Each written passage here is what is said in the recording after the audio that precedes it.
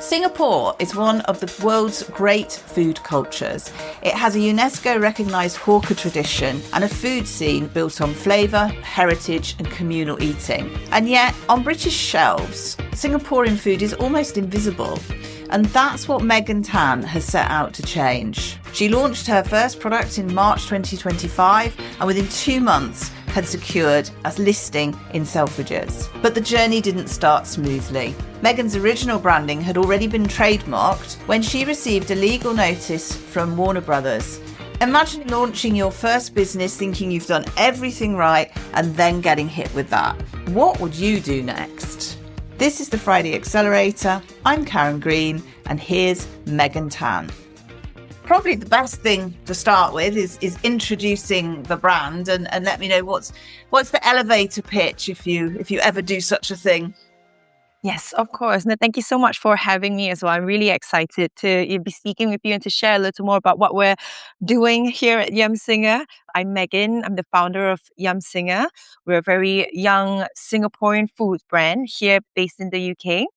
And our elevator pitch, it begins by examining the current landscape in world foods. We have 92% of Brits eating world foods at home. We have 78% wanting more regional, authentic cuisines. And the world foods market in the UK is set to double in the next 5 years to be worth almost £3 billion with compound annual growth rates in excess of 8%. Yet, as a Singaporean living in London, I couldn't help but notice that Singapore remained underrepresented on the shelves despite increased awareness of Singapore, especially in the past decade. When I first moved here as a student, people didn't really know that well where Singapore was, much about the country. A lot of people thought we were in China. But nowadays, there is a lot of increased awareness of Singapore.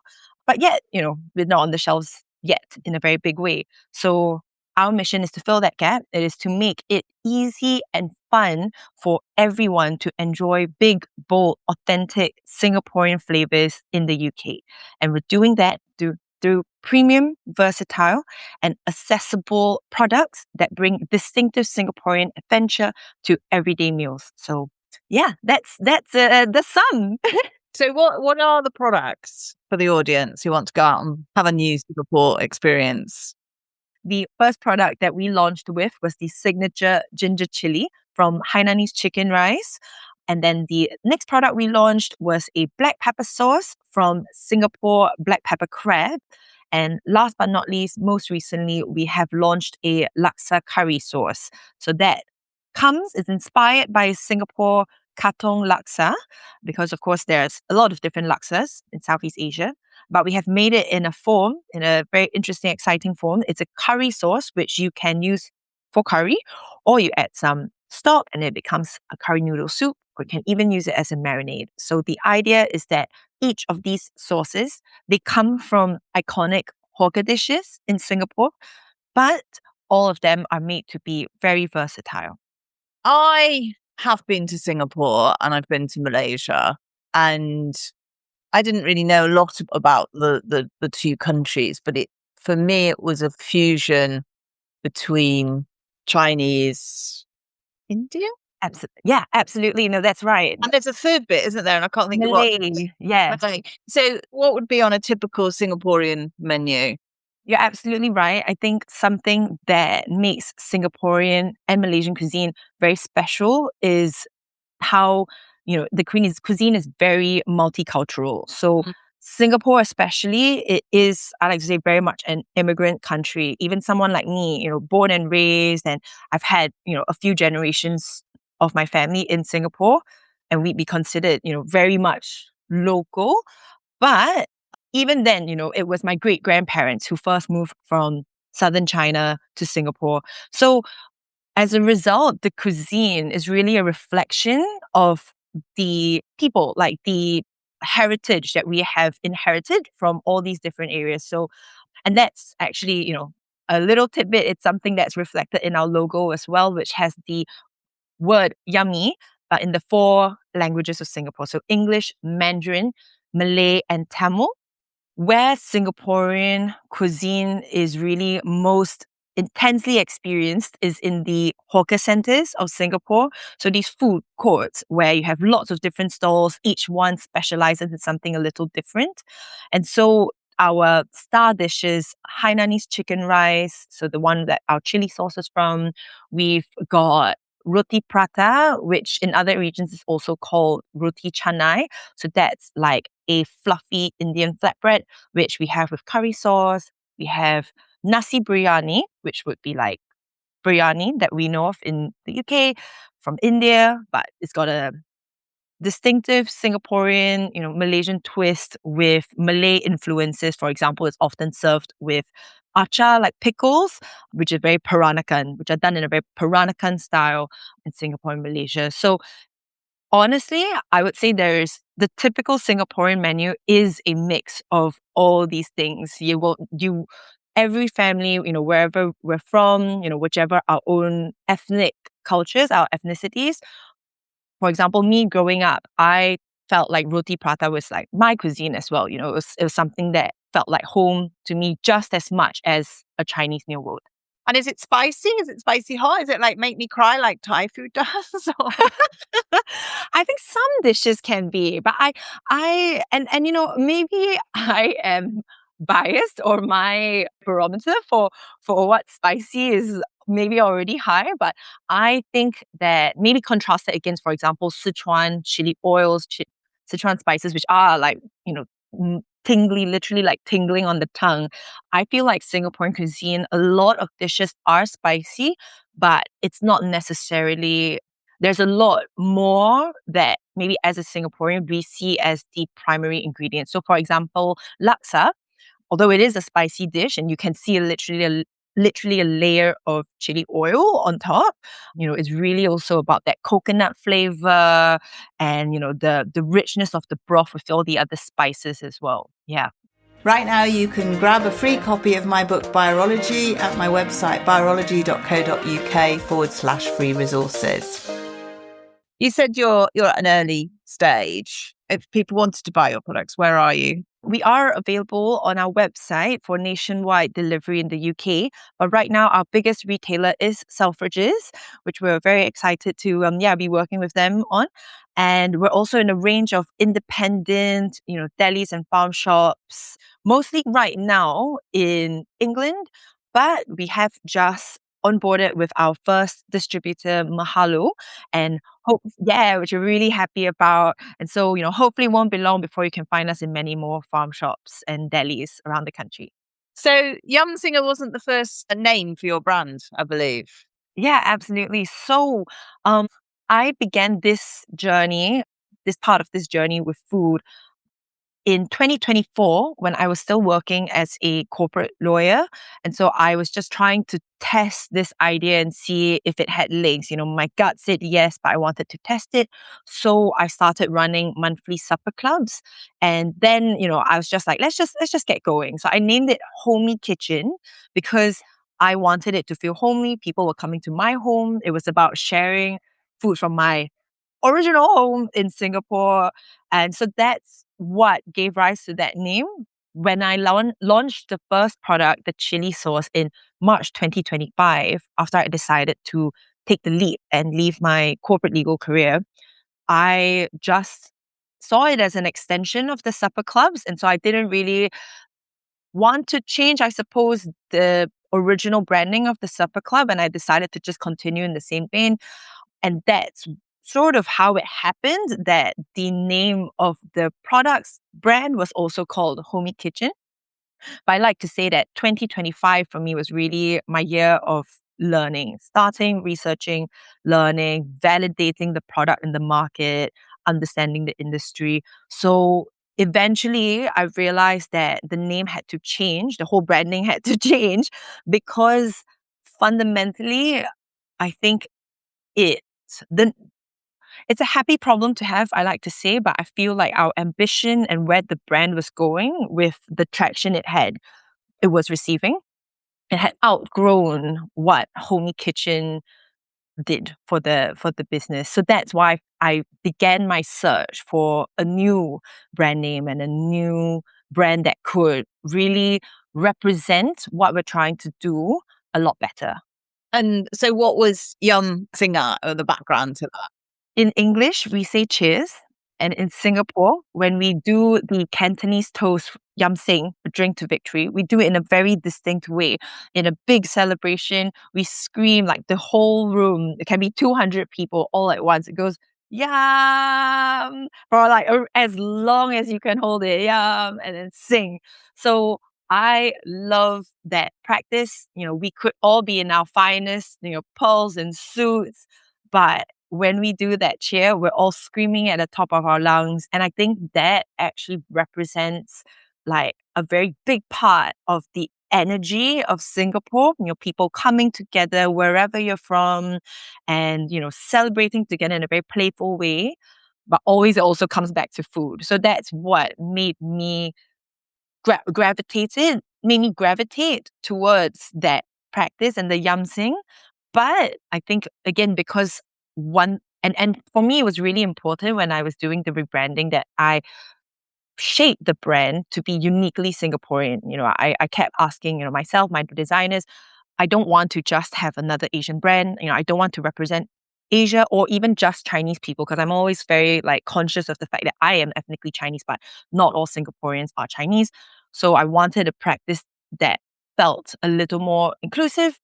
And so that's why we also did include the other three, so the three other official languages, so Mandarin, Malay, and Tamil. And yeah, I added, so that's why we have a double M in the name. It's to reference the yell, the loud, long yell, and then Singa for Singapore. I understand you had an issue with Warner Brothers, which is a major thing for a baby brand. Tell me about it. Absolutely. So that was quite the roller coaster. So what happened was early on I think it was late 2024, we applied for the trademark Crazy Rich flavors in our category, so food. Yes. And in February 2025, that was when it was fully registered, meaning it passed the objection period and it was fully registered with the IP office, because we were using the phrase crazy rich flavors as our tagline. So that was on all our jars, the crazy rich flavors of Singapore. But in October last year, when I had begun my search for a new brand name, before Yum Singa, it was going to be Crazy Rich Flavors, just because at all my samplings at retailers, at little markets that I did, people responded really well to that phrase. I think they enjoyed the energy of it, and it does what it says, it was Crazy Rich Flavor. But when I then applied for further trademark coverage, because now I was going to use it as my brand name, that was when Warner Brothers lawyers sent me a notice through the IP office to say that they were going to oppose the trademark. And I remember that day very distinctly. It's hard not to. It was, I think the first reaction was definitely panic and fear. Just, oh my God, they're going to take me for everything I have, my on my bank account. That's it. That's the end. It's very just the idea of a giant Warner Brothers. Yeah, yeah. I just suddenly felt very small, I think, for a moment. And I think I cycled through all the stages of grief within 24 hours. Incredibly stressful. Yeah, it was very intense. But, I used to be a lawyer, so I sort of went straight into that mode very quickly. I immediately started looking for help, legal advice. I was surprised it took me that long to remember, but actually one of my top customer on my website is a trademark lawyer, and I had met him at an event, and he very kindly, sat down with me for half an hour. He looked at the documents and sort of gave me his view. And that really helped me to figure out how I wanted to proceed. I decided that for various reasons, mainly commercial, it wasn't really worth the fight. I didn't have the same resources, but also I think most importantly, the time costs would have been too high for the business. And when I say that, I mean that, this came at a very specific time when I already knew I needed a rebrand. I didn't want to continue selling under the old branding. Like I wanted to begin the next chapter. And if I held on to this and went through the whole legal process, that would have been however many more months of being in this limbo. And so that was really it for me, why I decided that, like, in this very young business, when time does matter, it wasn't worth that fight. And so I, spent all of December last year, brainstorming for a new name. Like I was like a zombie. I'd walk into a supermarket. I'd be on a walk with the dogs, and then suddenly I'd be like, "How about this? How about that?" And I'd just be like mumbling like all kinds of names.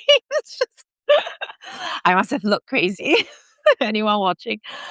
But yeah, so that's how, my lawyer advised that we had an arguable case, because obviously we're different categories. So really what's the risk? And you'd already got the IP registered. So really, but like you say, I mean, I think one of the things when with a lot of founders of food and drink businesses, you are all of it. You know, Warner Brothers have people to do the sales, they have people to make the things and they have lawyers, whereas you are 360 managing a business. And I think it's really important for everybody to prioritize what's important to the business. And I think it's sometimes we can get too emotionally involved with things. And to be fair, a brand name's pretty critical actually, and it would have been nice to have. But well done you for just moving on and getting on with making this business work, which is far more important. Yeah, absolutely. I will say that, I mean, yes, absolutely. Firstly, number one, I thought to myself, what's the most important thing here? The business needs to work. The mission, like I need to go back to the mission. Do I need to have this to serve that mission? But then secondly, I will say that the reason it took me a whole month was because I refused to settle on anything that wasn't miles better than Crazy Rich Flavors. That was my way of taking back control, to be like, actually, you didn't take it from me, right? I came up with something better. Have you changed the products themselves? And I mean, we've obviously talked about the branding and the design, but have the products changed in the last year or two?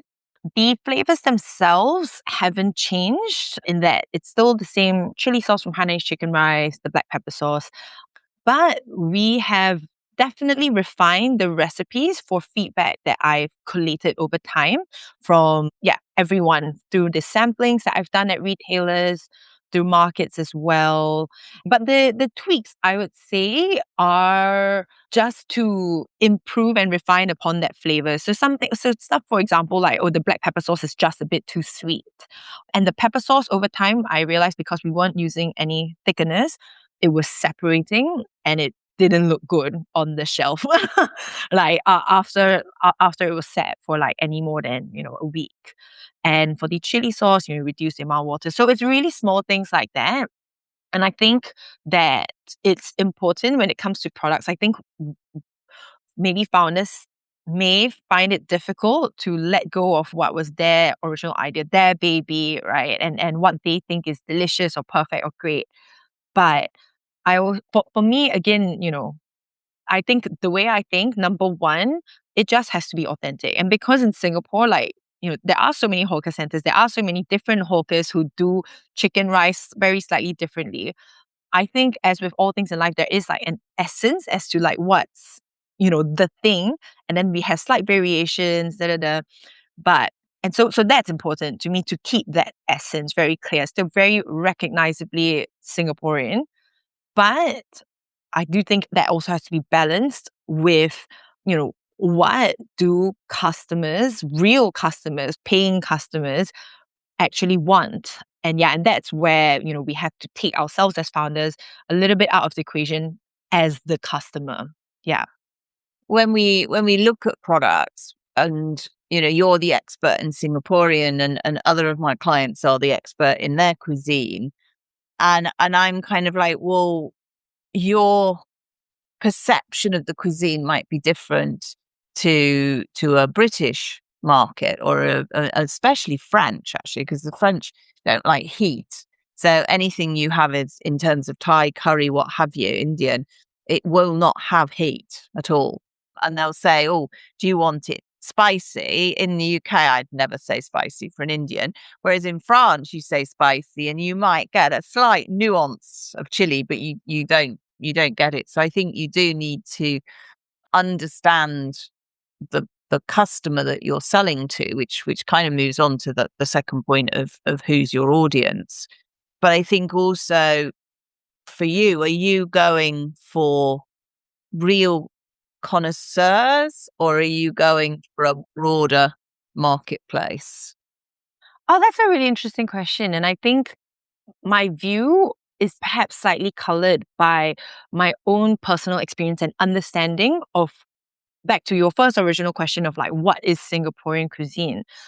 One special thing that I really love about Singaporean hawker centers is that, it's a very democratizing, equalizing sort of setting.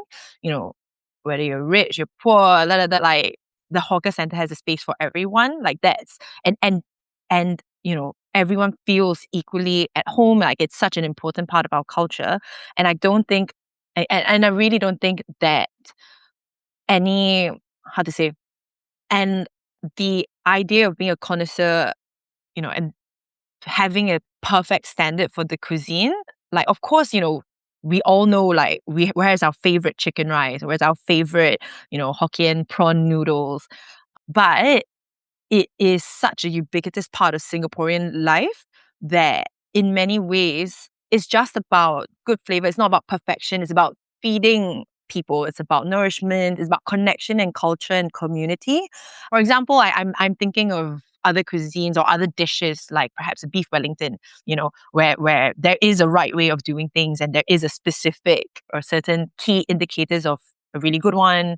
The nature of Singaporean cuisine, hawker cuisine, is that there are many shapes and forms, and ultimately it's just about being delicious. So for the brand in the UK, who is your target customer? Initially, I struggled with this question when I started out, and I think that probably is slightly reflected in the original name, Homey Kitchen. I had some ideas of personas, but I was too hung up on characteristics like standard characteristics of how you categorize a demographic of people, like gender, race, age, right? And I was like, I don't think I'm for any particular one. So that was very difficult at first for me to understand. And which is why I think with Homey Kitchen, I was hedging a little bit in terms of, wanting to be for everyone. I didn't want to exclude anyone. I didn't want to sound too, like, for example, Chinese or Malay, and to make a, European person feel excluded. And of course, to some element that still remains. But I think eventually I realized that who my target audience was. I think over 2025 for me, I wouldn't say that the target audience changed, but I think it became a lot more clear. It crystallized for me that my audience was simply someone who loved world foods, someone who loved adventure, someone who loved Asian cuisine. But also, I think at the start, in order for this to sort of, you know, grow its own legs, it had to be someone who had an interest in Singaporean/Southeast Asian cuisine. And so that could be, any shape or form. It could be the working professional who likes to go on holiday every now and then. It could be the creative who loves, travel and culture. And it could also be, someone like me, someone who moved from East or Southeast Asia, who's grown up familiar with such flavors and just wants it for a taste of home. Yeah. No, I think you're right. I think demographics is the old way of defining a customer, and it is much more about psychographics in terms of, well, what are they really wanting? What do they buy at the moment? Where do they shop? How do they buy? All of those questions are much more important than, I remember seeing, I've quoted this a few times, but sadly, Ozzy Osbourne's no longer with us. But there was a piece that had Ozzy Osbourne and King Charles, same age, same amount of money. And there were a couple of other similarities, same number of children or so. Anyway, and it kind of like, are they going to be buying the same thing? Right. Not. And I think, getting clarity on it is really important because it underpins your marketing, it underpins your branding, and underpins where you're going to sell. So if we move on from audience, the third part of what I look at is the commercials, which of course is the most important to me because, you know, I'm in the business of helping people make money. What do you retail for, just out of interest? How Yeah, much? of course. So it's £6.49 for the cooking sauces, and then Okay. it's £6.95 for the chili sauce. Okay, cool. Mm. And are you making it yourself, or is it being... Yeah, we do have a co-manufacturer who helps us with production. Is it something that formed the basis of what you put together when you first started, or did thinking about costings come later? I would say it was very much a big part of the decision making in setting up the business into what it was, right next to, again, that like product market fit, the mission. Actually, the first thing I really wanted to do was like ready meals, Singaporean ready meals. Because again, for me, I was like trying to fill that gap between, in Singapore, if you want to eat good for cheap, you absolutely can in the hawker centers. And here I feel like to eat good, like a piping hot, nice, fresh meal, you'd have to spend, you have to go to a restaurant and it's probably at least £15, £20. And in the UK, I feel like the in between from making it from scratch for yourself to that was the ready meals category. So actually, that was where I was quite interested to go in first. But the reason why I have started off with sauces is absolutely because of the commercials behind it. I know, I think I understood that the chilled logistics that are involved with ready meals and also the rate of sale I needed to hit from the start to make it viable was not going to be easily achievable with limited capital. And I always say that actually I assume as a first time founder that I'm going to make a lot of mistakes, despite my best efforts. So I wanted, Even people who have been doing it for 20 years are still making mistakes. yeah, there we go, so I assumed I do it even more. So I wanted to find I chose the category with sauces to begin with because I think it does just give a little more margin for error. Mhm. And because it's a bit more like shelf stable. And there are other reasons for it as well, of course, it being more versatile and How did you find your initial listings like Selfridges and Mahalo? What was... tell us, inspire us with how you got there. yeah. So Selfridges, I must say, I think I often go back to the Selfridges listing when I need a boost of confidence because we got the yes from Selfridges 2 months after I launched in May 2025. So we launched the chili sauce in March and then we got the yes from Selfridges in May. And it was through bread and jam. Yeah, like the food Red sort of. Jam's coming up soon. Yes, exactly. Get your tickets if you haven't. um, I'll be there. I'll be there again. But yeah, so that was a great opportunity. It was the startup summit, so like a slightly smaller Okay. version of Bread and Yep. Jam that I attended, and I got the opportunity to pitch to Selfridges.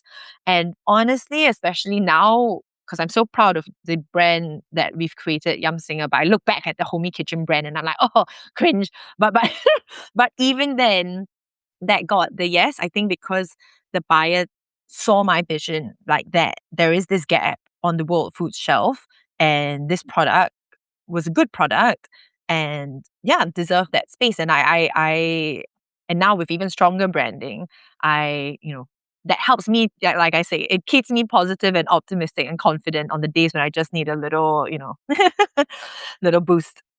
Turnaround as well to turn it in 2 months from Yeah. from And meet to launch, yeah. which does show that, you know, it can be done. So when you got the listing, just kind of thinking, because the last component that I always look at is execution. So when Selfridges went, yeah, we want you, how did you get it to sell? Just a lot of samplings, that's for sure. Retailer samplings, yeah.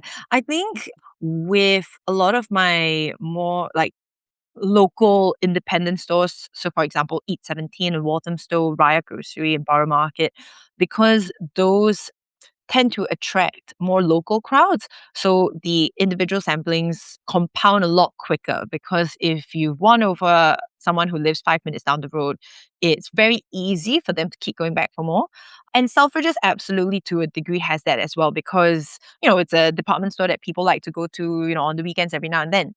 But I think I've tried to do as like more samplings for Selfridges. I think it needs a bit more, because a lot of the crowd there may also be passing through from elsewhere in the UK, or even from abroad. But I think each brings something a bit different to the table. I think Selfridges has definitely helped us to spread brand awareness a lot. But yeah, that's how we sort of keep the rail sail out. Absolutely. I think with retailers, samplings are super important, but we also try in all of our other touch points, whether it's like WhatsApp, Singaporean WhatsApp community groups that I'm a part of, or, our mailing list. We try to, and of course on our social media, we try to spotlight our retailers whenever we can, when we're doing a sampling, and just to remind people that we're there. If you're interested, if you're in the area, you can always pick us up on these shelves. So Mahalo obviously going into more independent stores. What next? I think our go-to-market strategy right now is very much, building in independent retailers, premium retailers for a start. Also because I think that fits where Singaporean cuisine currently sits in the market, in terms of it being something that, if you're a foodie, if you enjoy culture and travel, you are very likely to be interested in Singaporean cuisine, or be open to learning and experiencing it. And you're also quite likely to be the kind of person who likes to go to like more specialist and premium stores. And so I think that's where there's a very strong fit at the moment. Of course, a big part of what I'm doing actually, which I think makes us a bit different from other brands in more established categories, like I say ketchup, right? Is that there is that education piece, and which I think is really exciting to do, to hopefully, yeah, be part of cultural change within supermarkets. But yeah, the next step from there would be when we can penetrate the mainstream consciousness and be in mainstream supermarkets, and which, I think I cautiously optimistic for, or like in optimistic but in a balanced and realistic way about, because all the statistics support it, like those that I rattled off earlier, and especially when we just look from a very, anecdotal sort of perspective, 5-10 years ago, I wouldn't even have dreamed of seeing kimchi on the shelves. That's what I like to say. And so I think we are heading in that direction, and I'm hoping that it will be sooner than expected. But, in the meantime, yeah, the farm shops, delis, independent retailer space, I think that's, yeah, a really good space to be in, and we're building very strong relationships there. So it must be pretty fraught because you're juggling all these different things. How do you prioritize? How do you plan your week? That is such a good question, because it is, you're absolutely right. So many times I open my inbox, or I, open my to-do list, and I'm just like, boom, it just feels like a mountain of messily stacked papers. But when I need to sort of calm the chaos and reset a bit, what I do is my framework, so to speak, is to first pick out anything that is time sensitive, because, well, it's time sensitive, whether big or small. If I don't do it, I miss the opportunity. And then the next thing is, what are the tasks which have a rollover effect? Like if I don't do this, it's blocking this next task, which eventually has a time sense. Everything has a time limit to it. So that's the next one. But then after that, after those first two bits, it's then, okay, the next mode of categorization is, what's the easiest? What's the easiest? Send a quick email, or whatever. The next thing I do is the hardest thing.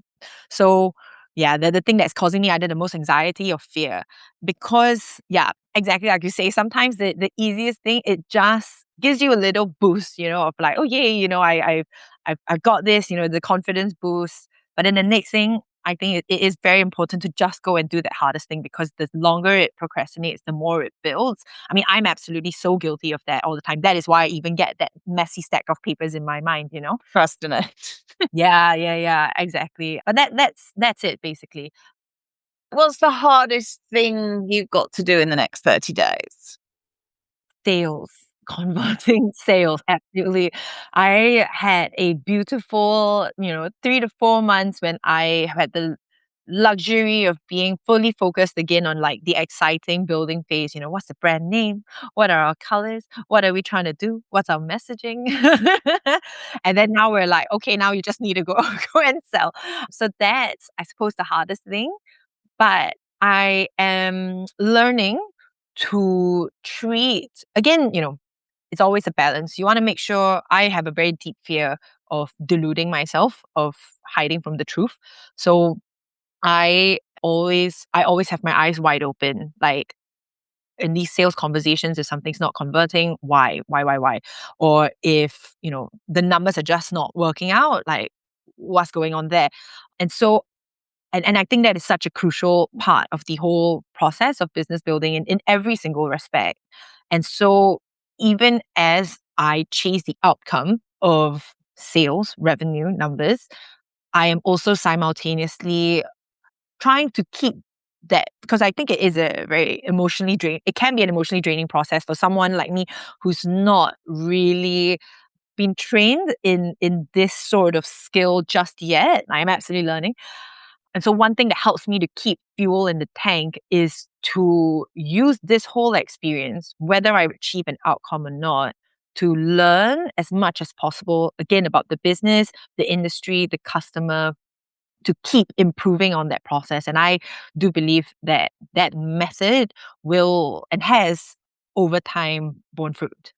I think sales, that's my focus for a lot of my clients, is how do we get the sales? And I think you have to kind of get past the fact that you're selling, and you have to say, well, actually, I'm serving more people and educating more people, but I'm delivering something that they really want. When I was working with the sushi company at Ichiban, I used to say I was saving the world from a shortage of sushi. And it was kind of a bit of a joke, but it was sort of, that was what I was, my mantra in my head was, well, we are delivering this product and people love it. And so you are actually doing something that's great and delivering. And I think if you can start to think that, and then when you're thinking about retailers, you're delivering sales opportunities for them because you're filling a gap they had before. And now you're actually filling that gap and it's giving them an opportunity to sell more. Then sales isn't so hard, is it? The difficulty is, and we all go through this in sales, is rejection, because that's the hard bit. Because when somebody says no, you go, but that's my baby. Yeah. But yeah, sales is a hard one. I love that. No, I will take it. I'm going to take that with me. I was thinking about Friday being the day when you can start to plan for next week. How do you feel on a Friday? Do you have the Friday feeling, or do you go, oh my God, so much I didn't do this week? Or There's absolutely a bit of that. But I've begun to realize it's because I sometimes have unrealistic to-do lists. But I think the primary feeling I get on a Friday, and which I'm trying to encourage more of, is just to feel proud that I showed up in the week, proud that I did my best, proud that I've put myself in a position where I like the work I get to do is what I really care about, and proud that I'm going to do the same next week. So like Fridays to Sundays really are like my period of a bit more introspection and reflection. have you got any productivity hacks, tools, things you use that you can recommend? Yeah. For me, the one that's made the most difference is time blocking, which is just, putting everything in a diary. So I use Notion calendar. And so, yeah, literally every single task, whether it's 5 minutes, 10 minutes, 15 minutes, especially on those days where it's all just a bit jumbled in my head, once I've laid it out and I even, give time for like half an hour lunch, 15 minutes to find the cat, bring the cat back in, right? It just makes everything feel a lot more doable. So if you could get rid of one distraction, what would it be in your week? it would absolutely be the doom scrolling. Like it's it's really frustrating because I actually never used to do any of that, but it's because now I have to do my own marketing. And like I said, I in the past didn't even consume, TikTok much at all. But now, I mean, I have friends who are content creators, and I ask them like, how do I even begin this? Their advice was you need to go and consume first to understand like what are other people doing and what's working. And so I began consuming, and now it feels like part of work, but also like, let's be real, the algorithm is learning what's keeping my attention, and there's a lot of stuff that, yeah, I feel like it's really dangerous. It's certainly takes a little bit of time where I would have probably read a book and I'm like, oh, I don't have time to read books anymore. And it's like, well, you spent half an hour just and then do you read, listen to podcasts? Where else do you get your inspiration?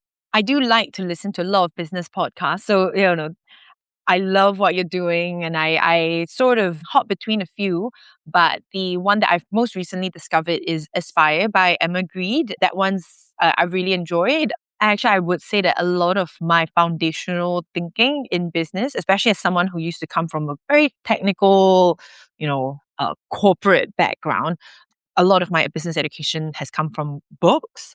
And one that I love, but which is not strictly a business book, it's called Never Split the Difference. Everyone should read it. I have a little, on the front page, I have a physical copy, and on the front page, whenever I actively apply the principles and I win something, I write down, this book has earned me like this or that, and it's so cool. My friend has criticized the book or the concept as like, oh, it feels a bit like manipulation. I was like, no, it's just understanding how people think, how everyone thinks. Yeah. We'll put in the show notes a link to the book because I think it's a great book. Absolutely, absolutely. Fantastic. Thank you so much, Megan, for your time. It's been really great, really interesting. And where can people find your business if they want to, which I'm sure they will, when I want to order some products? Yeah, so our website is www.yumsinga.com. So YUMMSINGA. And you can find us on Instagram as well, and TikTok. Our handle is Yum Singa, YUMMSINGA. Perfect. Thank you so much. Good luck with the brand. Thank you so much, Karen. It was very lovely to talk to you. Megan talked today about the moment she stopped trying to define her customer by age or income and started to think much more deeply about what actually drives them. Because when a brand feels stuck, it's not usually just one thing. Sometimes it's the product, sometimes it's the customer understanding, sometimes it's the commercial model, and sometimes it's poor execution. If you're listening to this and thinking, something's not quite working, but I can't put my finger on what it is, I've built a free 3-minute diagnostic that will help you to work out which part of your business needs the most attention. And you'll find it at fridayaccelerator.scoreapp.com. Let me give you that again. It's fridayaccelerator.scoreapp.com. And if you've enjoyed this episode, do subscribe wherever you get your podcasts for more honest conversations about what really drives growth in the food and drink industry.